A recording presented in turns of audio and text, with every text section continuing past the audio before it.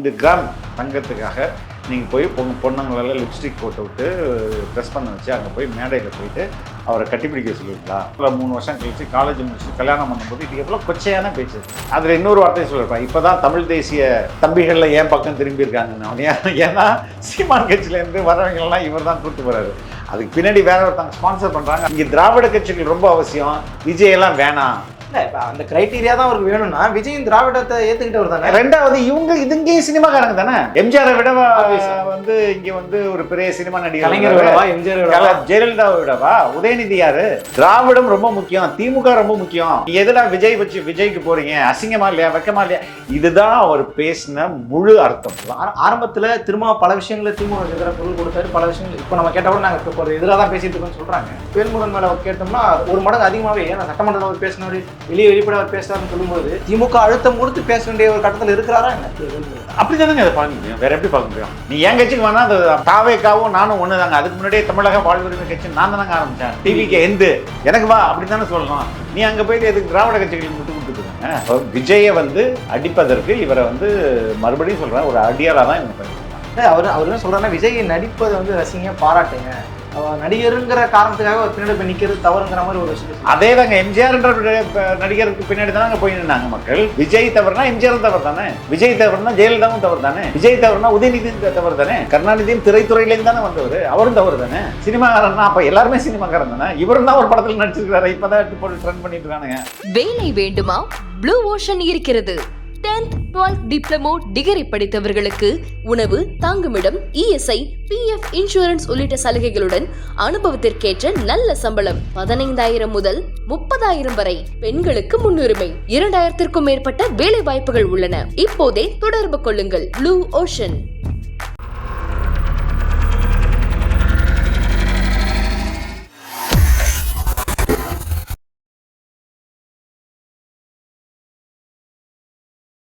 ஐத்தமிழ் நேயர்களுக்கு வணக்கம். இன்றைய நேர்காணலில் நம்மோடு இணைந்து இருக்கிறார் நெட்ஃபிளிக்ஸ் நிறுவனர் ஜேர்னலிஸ்ட் ஃபெலிக்ஸ் அவர்கள். சமகால அரசியல் நிகழ்வுகள் குறித்து நம்ம பேச இருக்கிறோம். வணக்கம் தோழர். ஒவ்வொரு முறை நம்ம இந்த இன்டர்வியூ பண்ணும்போதெல்லாம் டிவிக்கை பற்றி ஒரு ஸ்கூப் நான் எடுத்துட்டு தான் போயிட்டு இருக்கேன். அந்த அடிப்படையில் இன்னைக்கு நான் டிவிக்கையில இருந்து நான் ஆரம்பிக்கிறேன். ஓகே, நல்லா போயிட்டு இருந்து திடீர்னு பார்த்தா வேல்முருகன் வந்து ஒரு சில விஷயங்கள்லாம் பேசுறாரு. 2 கிராம் நகை கொடுக்கறதுக்காக நீங்கள் போய் உங்கள் பிள்ளையை போய் நிப்பாட்டிங்களான்ற மாதிரிலாம் ரொம்ப கடுமையாக பேசியிருந்தாரு. அதை எதிர்த்து தாவேக்காவினரும் ரொம்ப சமூக வலைதளம் கடுமையாக பேசினாங்க. அவர் பத்திரிகையாளர் சந்திப்பில் சொன்னது என்னன்னா, நான் 1 மணி நேரம் 40 நிமிஷம் பேசினேன், ஒரு 2 நிமிஷம் 3 நிமிஷம் கட் பண்ணி கேட்டுட்டு இருக்கேன், நான் வந்து மன்னிப்பு கேட்கணுமா, நான் தப்பா இதை பேசுறேன்ற மாதிரி அதையும் டிஃபெண்ட் பண்ணியிருக்கிறார். ஒட்டுமொத்தமாக ஏன்னா தொடர்ச்சியாக திமுகவுக்கு எதிராகவே சட்டமன்றத்தில் குரல் கொடுத்த ஒரு நபர்னு சொல்லி பல இடங்கள் அவர் நம்ம வந்து பேசியிருக்கிறோம். அவர் நிலைப்பாட்டை நம்ம வந்து ஆதரவு கொடுத்துருந்தோம். ஆனால் திடீர்னு பார்த்தா இப்போ விஜய் அடிக்க வேண்டிய தேவை என்ன இருக்கு? ஃபர்ஸ்ட் ஆஃப் ஆல் இல்லை, அது ரொம்ப உன்னிப்பாக 3 பார்ட்டாக அந்த பிரச்சனைக்குரிய கான்ட்ரவர்ஷியல் ஸ்பீச்ன்றது ஒரு 6 நிமிடம் வருதுன்னு வைங்களேன். இந்த 6 நிமிடத்தில் 3 பார்ட்டாக பிரிக்கணும் நம்ம. ஃபர்ஸ்ட்டு விஜய் எதிர்ப்பு, சரி, 2வது சினிமாக்காரர்கள் எதிர்ப்பு, 3வது திரைப்பட 4 பகுதியாக பிரிப்பான். இப்போ 1 வந்து விஜய் எதிர்ப்பு, 2வது இந்த சினிமாக்கார கூத்தாடிகள் எதிர்ப்பு, 3வது வந்து டெலிவிஷன் சேனலில் வர சீரியல் எதிர்ப்பு. அதுக்கடுத்து அது இந்த 3 பகுதியாக பிரிச்சுட்டு ஹிடனாக ஒன்று இருக்குது, 4வதாக இது இருக்குது. இது எல்லாத்திற்கும் அடிப்படையில் மறைந்து ஒரு ஒரு ஒரு ஆஸ்பெக்ட் இருக்குது. இந்த 4ஐ பற்றி நம்ம பேசினாலே அது கரெக்டாக இருக்குன்னு சொல்லுவாங்க. ஃபஸ்ட்டு, இவர் இப்படி விஜயை பேசுவதற்கான தேவை. விஜயை பற்றி 2 நிமிஷம் தான் பேசினேன் அப்படின்றாரு. அதில் எவ்வளோ கொச்சையாக பேசுகிறாரு. 2 நிமிஷம் 2 பவுன் 2 கிராம் தங்கத்துக்காக நீங்கள் போய் பொண்ணுங்களெல்லாம் லிப்ஸ்டிக் போட்டு விட்டு ட்ரெஸ் பண்ண வச்சு அங்கே போய் மேடையில் போயிட்டு அவரை கட்டிப்பிடிக்க சொல்லுவீங்களா? 3 மாதம் இல்லை 3 வருஷம் கழிச்சு காலேஜ் முடிச்சுட்டு கல்யாணம் பண்ணும்போது இது எவ்வளோ கொச்சையான பேச்சு அது. அப்போ ஒரு மனிதர் இன்னொரு மனிதருடைய, அதாவது என்ன சொல்கிறது, ஒரு குழந்தைய மாதிரி நினச்சி அவர் பார்க்கும்போது அதை எவ்வளோ கொச்சையாக இவர் வர்ணிக்கிறாரு. இப்போ விஜயை எந்த அளவுக்கு விஜய் மேலே வெறுப்பை மக்கள்கிட்ட தூண்டுறது, அதுதான் அதோட முயற்சி. 2வது வந்து இந்த நட்சத்திரங்களை எதிர்க்கிறாரு, ஏன் அவனுக்கு பால் அபிஷேகம் பண்ணுறீங்க, அவன் என்ன பண்ணானா அப்படின்ற ஒரு பேச்சு இருக்கு. இன்னைக்கு வந்து பாமக வந்து இந்த கலாச்சார காவலர்கள் வேலையை பண்ணியிருந்தாங்க. அதில் குறிப்பாக டாக்டர் ராமதாஸ் அதை பண்ணியிருந்தார். சினிமாக்காரர்கள்லாம் இப்படி பண்ணக்கூடாது அப்படி பண்ணக்கூடாதுன்னு ரொம்ப பிரச்சனை. இப்போ இவருக்கு ராமதாஸுக்கு வயசாயிடுச்சு, அந்த ஏரியா ஒன்று இருக்குல்ல, அதை நம்ம கையில் எடுத்துக்கணும். அடுத்த வேல்முருகன், ஆமாம், அடுத்த ராமதாஸா நம்ம மாறுறதுக்கு இப்போவே சினிமாக்காரங்களாம் மிரட்ட ஆரம்பிச்சிருவோம் அப்படின்றது ரெண்டாவது ஆஸ்பெக்ட். அன்புமணி சும்மா விடுவாரா? அன்புமணிக்கு அதை பண்ண முடியாது. ஏன் பண்ண முடியாதுன்னா அவர் கொஞ்சம் சொஃபஸ்டிகேட்டடாக வளர்க்கப்பட்டவர். அவங்க பொண்ணே சினிமா அடிக்குது. அப்படி இருக்கும்போது நீங்கள் சினிமாக்காரர்களை போய் கலாச்சாரம் போயிடுச்சு, வீதியில் டான்ஸ் ஆடுறாங்க, அரைக்குறையாக ட்ரெஸ் போட்டு டான்ஸ் ஆடுறாங்கலாம் அவர் சொல்ல முடியாது. உன் பொண்ணே அடிக்குதா படம் அப்படின்னு சொல்லிட்டு போயிடுவாங்க. அதனால் அந்த இடத்துக்கு அன்புமணி ஃபிட் ஆக மாட்டார். இப்போ அந்த ஏரியா காலியாக இருக்குது. எப்படி வந்து ஒரு ரஜினிகாந்தோட திரைப்படத்தை ஓடவே விடாமல் பண்ணாங்களே பாமக தியேட்டர்லாம் கொளுத்தி, அது மாதிரி ஒரு அச்சத்தை ஏற்படுத்தணும். அப்போது கலாச்சார காவலன் அப்படின்ற பட்டத்தை நம்ம எடுத்துக்கணும் அப்படின்றது அதில் இருக்குது. அதே தான் வந்து தமிழ் சீரியல் செய்யும். இது மூணையும் இது எடுப்போம். நாலாவது அதில் இன்னொரு வார்த்தையும் சொல்லியிருப்பேன். இப்போ தான் தமிழ் தேசிய தம்பிகளில் ஏன் பக்கம் திரும்பியிருக்காங்கன்னு. ஏன்னா சீமான் கட்சியிலேருந்து வரவங்களெல்லாம் இவர் தான் கூப்பிட்டு போகிறாரு. அதுக்கு பின்னாடி வேற ஒருத்தவங்க ஸ்பான்சர் பண்ணுறாங்க, அதையும் பேசுவோம். ஓகே, இதுதான் ஓவரால்னு வைங்களேன். இதில் ரொம்ப முக்கியமாக என்ன சொல்கிறாருன்னா, இவர் ஒரு அரசியல் கட்சி. நீங்கள் ஏன் அங்கேயெல்லாம் போகிறீங்க, விஜய் கட்சிக்கு போகாதீங்க, என்கிட்ட வாங்கன்னு தானே சொல்லணும். அப்படி சொன்னார் அவர் எங்கேயாவது? என்ன சொன்னார்? அதற்கு மாற்றா என்ன சொன்னார்னா, இங்கே வந்து திராவிட கட்சிகள் மீது நம்மளுக்கு 1008 விமர்சனம் இருக்குது. அந்த அவங்க வந்து லஞ்ச லாவண்யத்தில் இருந்திருக்காங்க, எல்லாம் பண்ணியிருந்திருக்காங்க. ஆனால் இங்கே உள்ள இன்ஜினியரிங் காலேஜ் கட்டியது யார்? இங்கே உள்ள பாலங்களை கட்டியது யார்? இங்கே உள்ள மருத்துவக் கல்லூரிகளை திறந்தது யார்? இந்த திராவிட கட்சிகள் தானே. அப்போ அவங்களோட கான்ட்ரிபியூஷன் இங்கே இருக்குல்ல. அப்போ அவங்க தானே முக்கியம். அதுதான் அதில் ரொம்ப முக்கியமானது. அவங்க தானே அதில் முக்கியம். அப்போது இங்கே திராவிட கட்சிகள் ரொம்ப அவசியம், விஜயெல்லாம் வேணாம். இல்லை, இப்போ அந்த கிரைட்டீரியா தான் அவருக்கு வேணும்னா விஜயின் திராவிடத்தை ஏற்றுக்கிட்டவர் தானே. ரெண்டாவது இதுங்கேயும் சினிமாக்காரங்க தானே. எம்ஜிஆரை விடவா வந்து இங்கே வந்து ஒரு பெரிய சினிமா நடிகர்? கலைஞர் விடவா, எம்ஜிஆர் விடவா, ஜெயலலிதாவை விடவா, உதயநிதி யாரு? அப்போ இங்கே இருக்கவும் கூத்தாடி தானே. அப்போ விஜய் மட்டும் கூத்தாடி, ரஜினி மட்டும் கூத்தாடி, அஜித் மட்டும் கூத்தாடி அப்படின்னு சொல்றது எப்படி சரி? அப்போ மறைமுகமாக இவர் திராவிடம் ரொம்ப முக்கியம், திமுக ரொம்ப முக்கியம், நீ எதுனா விஜய்க்கு போறீங்க, அசிங்கமா இல்லையா, வெக்கமா இல்லையா, இதுதான் அவர் பேசின முழு அர்த்தம். அதனால இதற்கு பின்னாடி அவர் அவ்வளோ முட்டு கொடுத்து பேசினது எதுக்குன்னா, திமுக பக்கம் வாங்க, திமுகவை தான் முக்கியம், அது திராவிட கட்சிகள் தான் ரொம்ப முக்கியம் அப்படின்னு சொல்றாரு. இதுதான் அந்த ஒட்டுமொத்த விஜயை பேஷ் பண்ணணும், விஜயை அடிக்கணும். அதற்கு திமுக இவரை ஒரு அடியாளாக பயன்படுத்துறாரு. ஆரம்பத்தில் திரும்ப பல விஷயங்களை திமுக எதிராக குரல் கொடுத்தாரு. பல விஷயங்கள் இப்போ நம்ம கேட்டால் கூட நாங்கள் இப்போ ஒரு எதிராக தான் பேசிட்டு இருக்கோம்னு சொல்றாங்க. ஆனால் அந்த பார்வை வந்து வேல்முருகன் மேலே கேட்டோம்னா ஒரு மடங்கு அதிகமாகவே, ஏன்னா சட்டமன்றத்தில் அவர் பேசினார், வெளிப்பட அவர் பேசுறாருன்னு சொல்லும்பொழுது திமுக அழுத்தம் கொடுத்து பேச வேண்டிய ஒரு கட்டத்தில் இருக்கிறாரா என்ன வேல்முருகன்?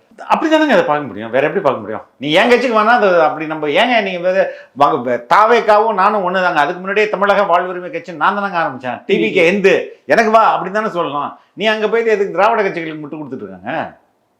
எல்லா இங்கே வந்து கேரளாவில் மேம்பாலம் இல்லையா, கேரளாவில் மெடிக்கல் காலேஜ் இல்லையா, கேரளாவில் வந்து எந்த டெவலப்மெண்ட்டும் நடக்கலையா, இல்லை ஆந்திராவில் நடக்கலையா, இல்லை மற்ற நாடுகள் அங்கெல்லாம் திராவிட கட்சிகள் ஆட்சி செஞ்சுதா? ஒரு அரசோட கடமை இது. எந்த அரசாலும் தான் அது நடக்கும். அது நம்ம மட்டுமா அந்த அரசை தீர்மானிக்கிறோம்? உலக வங்கி தீர்மானிக்குது, பன்னாட்டு நிறுவனங்கள் தீர்மானிக்குது, மத்திய அரசு தீர்மானிக்குது. நீங்கள் பல விஷயங்கள்ல வீரம் எக்ஸிக்யூட்டிவ்ஸ் தான். அதை செயல்படுத்துகிற நிலையில தான் நீங்கள் இருக்கீங்க. அதனால விஜயை வந்து அடிப்பதற்கு இவரை வந்து மறுபடியும் சொல்றேன், ஒரு அடியாளா தான் இவங்க பயன்படுத்துறாங்க. அவர் என்ன சொல்றாருன்னா, விஜய் நடிப்பதை வந்து ரசிங்க பாராட்டுங்க, நடிகருங்கிற காரணத்துக்காக ஒரு பின்னாடி போய் நிக்கிறது தவறுங்கிற மாதிரி ஒரு விஷயத்த சொல்றாங்க. அதே தாங்க எம்ஜிஆர்ன்ற நடிகருக்கு பின்னாடி தானே போய் நின்னாங்க மக்கள். அதை இவர் எப்படி அது சரி? அது தவறு. விஜய் தவறுனா எம்ஜிஆரும் தவறு தானே, விஜய் தவறுனா ஜெயலலிதாவும் தவறு தானே, விஜய் தவறுனா உதயநிதியும் தவறு தானே. ஒரு இன்னும் சொல்றப்ப கருணாநிதியும் திரைத்துறையிலேருந்து தானே வந்தவர், அவரும் தவறு தானே. சினிமாக்காரன்னா அப்போ எல்லாருமே சினிமாக்காரன் தானே. இவரும் தான் ஒரு படத்தில் நடிச்சிருக்கிறாரு, இப்போதான் எடுத்து போட்டு ட்ரெண்ட் பண்ணிட்டு இருக்கானுங்க. ஸோ இது வந்து முழுக்க திமுகவின் பின்புலத்தில் நடத்தப்பட்டது அப்படின்றது ரொம்ப அப்பட்டமா தெரியுது. இல்ல மறுபடியும் அந்த கேள்விதான் இருக்கு. இப்ப வேல்முருகன் பேசினா அவர் விஜயை தாக்குறாரு அப்படின்னா அதனால அவருக்கு என்ன ஆதாயம் அடைய போறான்னு ஒரு கேள்வி இருக்கு. 28ல 26ல சீட்டு வேணும் உங்களுக்கு. தாவேக்காவுக்கு விமர்சனமும் அது உண்மைதானா? ஆமா, ஒரு சீட்டுக்காக தான். வேற என்ன தேவை இருக்கு? அவரு அதான் நான் சொல்றேன் தெளிவா, நீங்க என் கட்சிக்கு ஓட்டு போடுங்க, என் கட்சியில வந்து இணைங்க அப்படின்னு சொல்லியிருந்தா அது வேற விஷயம். அவர் திராவிட கட்சிகளின் தேவை இங்கே ரொம்ப அதிகமாக இருக்குன்னு அதை தானே ஸ்ட்ரெஸ் பண்ணுறாரு. இங்கே மேம்பாலங்கள் கட்டியது யார், கல்லூரிகளை திறந்தது யார், மருத்துவக் கல்லூரிகளை திறந்தது யார், உங்களுக்காக பல்வேறு போராட்டங்களை நடத்தியது யாருன்னு யாரை சொல்கிறாரு? திமுக தான் சொல்கிறாரு.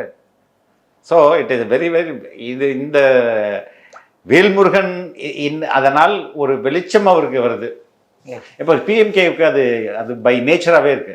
ரஜினியை எதிர்ப்பாங்க, குஷ்புவை எதிர்ப்பாங்க. ஏன்னா சினிமாக்காரர்களை எதிர்த்தால் உடனே உங்களுக்கு அட்டென்ஷன் கிடைக்கும், எல்லா கேமராவும் அவர் பக்கம் திரும்பும். இப்போ நம்ம எதுக்கு பேசுகிறோம்?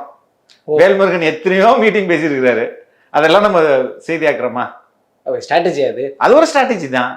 கரும்பு தின்னா கூலி மாதிரி இது. இப்போ இல்லை, இயல்பாகவே இப்போ நம்ம பேசுகிறோம், இது மாதிரி பேசுவாங்க, நம்ம ஒரு சீட்டுக்காக அது திமுக சின்னத்தில் போட்டிட்டோங்கிற காரணத்தெல்லாம் காட்டுவாங்கன்னா தெரியாமலே அவர் பேசுகிறாராங்க. அடுத்தது வேணும்ல, 26 வேணும்ல. 26க்கு வந்து அவர் விஜய் பாருங்க, நான் அடின்னு அடிக்கிறேன். ஆனால் உதயநிதி எப்படி பார்த்தாலும் வேல்முருகன்றது ஒரு ட்ரம்ப் கார்டு தானே, ஏதோ ஒரு வகையில் சின்னதோ பெருசோ ஒரு ட்ரம்ப் கார்டு தானே திமுகவுக்கு. அவங்க எப்படி தக்க வைக்கணும் தானே? இல்லைங்க, அவர் வந்து ஒரு விஜயை பேசிட்டு தான் இருக்குல்ல. இவர் வந்து வேல்முருகனுக்கு எதுக்கு முக்கியத்துவம் தருகிறார்கள்? திமுகவில் ஒரு சீட்டை எதுக்கு கொடுக்குறாங்க? அந்த கம்யூனிஸ்ட் அந்த கம்யூனிட்டி பிளஸ் வந்து நல்ல பேச்சாளர், நல்லா பேசுவார். அந்த ஏரியாவை அந்த பர்டிகுலர் பெல்ட் அவர் ஸ்ட்ராங்காக வச்சுக்கிறாரு. அப்போ அதுக்கு தான் அதோடைய அப்போ அடுத்த முறையும் அது வந்து உறுதிப்படுத்தப்படணும்ல. ஒரு சீட்டு தானாங்க இங்கே வந்து நாளைக்கு பிஎம்கே வர்ற மாதிரி இருக்குது. பிஜேபிக்கு அலையன்ஸுக்கு அவர் போகிறதுக்கு விருப்பம் இல்லைன்னு வச்சுங்களேன். பிஎம்கே அந்த உங்களை மாஸ்டரே வந்துட்டார் நீ இருக்குன்னாங்கன்னா அந்த மாதிரி பிரச்சனைகள். ஆமாம், எல்லாரும் அவருக்கு அப்படி ஒரு பல பிரச்சனைகள் இருக்குல்ல. ஓகே, இது கிட்டத்தட்ட இது ஒரு காம்ப்ளிகேட்டடான ஒரு ஸ்டோரி தான். காம்ப்ளிகேட்டட்லாம் ரொம்ப simple story. He needs a seat for 2026. அதுக்கு தாவேக்காவை அடிக்கணுமா? அதற்கு தாவேக்காவை அடிக்கும் பொறுப்பும் சீமான் கட்சியை உடைக்கும் பொறுப்பும் உங்களுக்கு. இந்த மேட்ரு ரெண்டாவது சொன்ன மேட்ரு ரொம்ப புதுசா இருக்குது. எது? வரவங்க பூரா இங்க தூக்கிட்டு போறாங்க. அது 2-3 மாநாடுகள் நடத்திட்டாரு. நாம் தமிழர்ல இருந்து வந்து இணைவதற்கெல்லாம் அவரோட தலைமையில இணைறாங்கன்னு 2 மாநாடு நடத்தினாரு. நேரடியா டிஎம்கேக்கு போனா அப்ப வந்து ஒருவேளை விஜய் அவர்கள் வளர்ந்தார் அப்படின்னா சீமான் அது மற்ற கட்சியில இருக்கக்கூடிய தொண்டர்கள் மட்டும் போறது இல்லாம இந்த கட்சியில இருக்கிறவங்களும் போவாங்க, அதனால அவங்களை அடிக்கணும் அப்படி புரிஞ்சுக்கலாம். இல்ல, இவர் இந்த கட்சியை டார்கெட், விஜய் கட்சியெல்லாம் டார்கெட் பண்ணல. அவர் வந்து தன் கட்சிக்கு ஆளை இழுப்பது நாம் தமிழர்ல இருந்து இழுக்கிறாரு. திமுகவுக்கு சப்போர்ட் பண்ணி விஜயை அடிக்கிறாரு. இதுதான் ரெண்டு பிளாக் தான் வருது. நான் மன்னிப்பும் கேட்க மாட்டேன்னு சொன்னா அவருடைய கருத்து சரிங்கிற ஒரு மனநிலைன்றதுல இந்த மனநிலை எப்படிப்பட்டதுன்னு கேட்கறேன். இல்ல, அவர் பேசினது அசிங்கம்னு அவருக்கே தெரியும். அதுக்காக எதுக்கு மன்னிப்பு கேட்கணும்? அவர் யாருன்னு எக்ஸ்போஸ் ஆயிட்டார்ல. இப்போ இப்படி பேசாம இருந்தா அவர் எக்ஸ்போஸ் ஆயிருக்க மாட்டார்ல. 2 நாள் பயங்கரமா பேசுவாருங்க திமுக எதிர்த்து. அதுக்கடுத்து உதயநிதி கிருத்திகா காந்தி போய் அண்ணின்னு சொல்லுவாரு. பாத்தீங்கன்னு நினைக்கிறேன், அந்த வீடியோ பார்த்துருக்கீங்கன்னு நினைக்கிறேன். ஆதவச்சனை கூட இப்ப நம்ம போன இன்டர்வியூ கூட பேசியிருந்தோம். திருமாவளவன் மேடைக்கு மேடை வந்து புரட்சியெல்லாம் பேசிட்டு கடைசியில் பார்த்தா இது சமூக நீதிக்கான அரசுன்னு சொல்லி முடிச்சுட்டு போயிடான்னு சொல்லி. ஸோ அதே ஸ்டேட்மெண்ட் மாதிரி தான். அதே தான் இதுவும். தே பிலீவ், அவர்களுக்கு அரசியல் கட்சியாக அவர்கள் நம்புகிறார்கள் திமுகவுடன் நம்ம இருந்தா நமக்கு லாபம் உண்டு. ஆனா அவங்க வந்து அது எந்த அளவுக்கு சரி எந்த அளவுக்கு தவறு என்பது மக்கள் அவங்களுடைய தீர்ப்புல தான் நமக்கு தெரிய வரும்.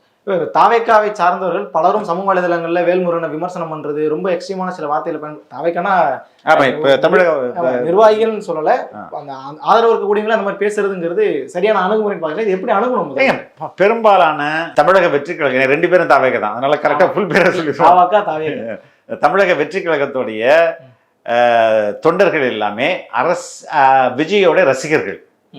அவங்க எல்லா ஏஜ் குரூப்லயும் இருப்பாங்க. அவங்களுக்கு மெச்சூரிட்டி பத்தாது தான்.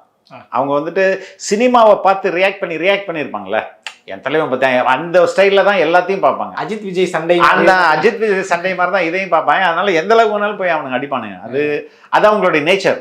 அது எம்ஜிஆருக்கும் அப்படி தான் இருந்தது, ஜெயலலிதாவுக்கும் அப்படி தான் இருந்ததுன்னு வைங்களேன். அதான் அந்த கட்சி தொண்டர்களுடைய மனநிலை. அது நீங்கள் அவங்கள்ட்ட பெரிய மார்க்ஸ் மாதிரி நீங்கள் செயல்படுங்கலாம் எதிர்பார்க்க முடியாது. அவங்கள்ட்ட நீங்கள் எப்படி எதிர்பார்க்க முடியும்? எதிர்பார்க்குறதும் தப்பு. அவங்க அப்படிதான் இருப்பாங்க. இந்த வினைக்கான எதிர்வினையா தான் அதை பார்க்கணும். அவங்க மேபி அவங்களுக்கான ஏஜ் எக்ஸ்பீரியன்ஸ்லாம் ஆன பிறகு கொஞ்சம் பேசிட்டு அப்படின்னு போயிடலாம்.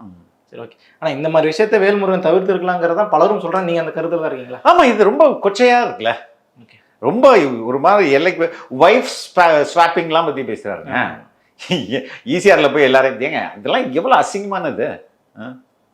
இல்ல, தொடர்ச்சியா பாத்தீங்கன்னா ஒரு பக்கம் கோவன் பேசினாரு, திரும்பவே வந்து ஆரம்பத்தில் நல்லா பேசினா திடீர்னு பார்த்தா பாஜகவோட தொடர்புபடுத்தி பேசக்கூடியவர்களெல்லாம் அது திரும்பவும் பேசுறாரு. கூட்டணியில் இருக்காது திருமாவோட கட்சியில் இருக்கக்கூடிய முக்கிய தலைவர்களும் கூட அதான் இன்னைக்கு வந்து திமுகவுக்கு நீங்க முட்டு கொடுக்கலன்னா பிஜேபி உள்ள வந்துடும். இல்லை பிஜேபி டீம், பிஜேபியோட B team, A team, C team அப்படின்னு போட்டுட்டே இருப்பாங்க. அதுதான் வந்து டீமா பிரிக்க நம்ம எல்லாரும். ஏங்க, இந்த மது ஒழிப்பு மாநாட்டு டைம்ல அது மதிய ஒழிப்பு மாநாட்டுக்கு முன்னாடி வந்து ஆமாம் அதிமுகவையும் நான் அழைக்கிறேன், இது திமுகவுக்கு எதிரானது தான் சொல்லும்போது திரும்பவே பிஜேபி பி டீம் சொன்ன ஆளுங்க தானே இவனுங்க. ஆமா அதெல்லாம் என்ன சங்கி நீலசங்கி நீலசங்கி.